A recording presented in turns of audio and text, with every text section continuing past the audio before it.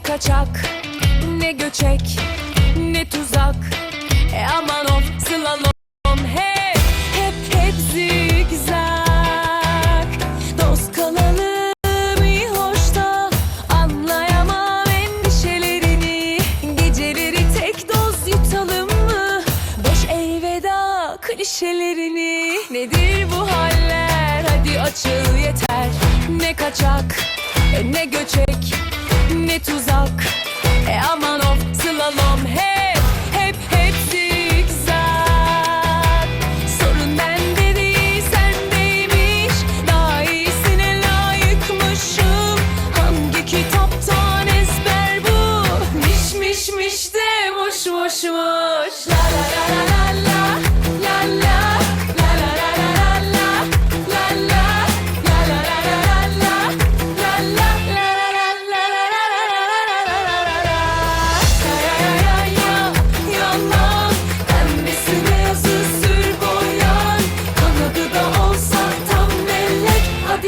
Oldun işte yine güzel insan. Nedir bu haller? Hadi açıl yeter.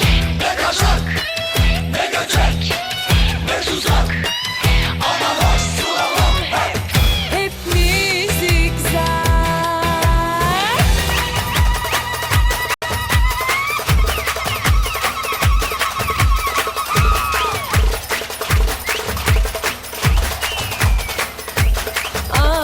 Söyle içinden bana geçeni, iyisini değil de harbisini. Güzel adam olacağına böyle, özel adam ol kal kalbimde. La la la la la la la la la la la la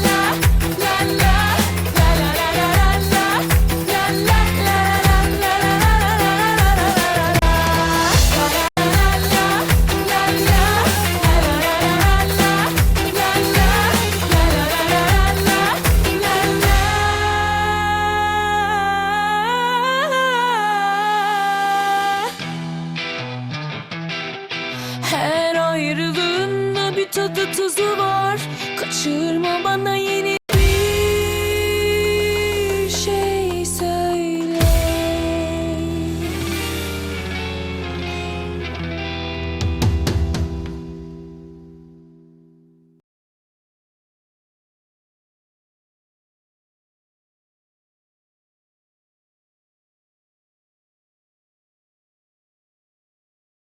Bir sağa bir sola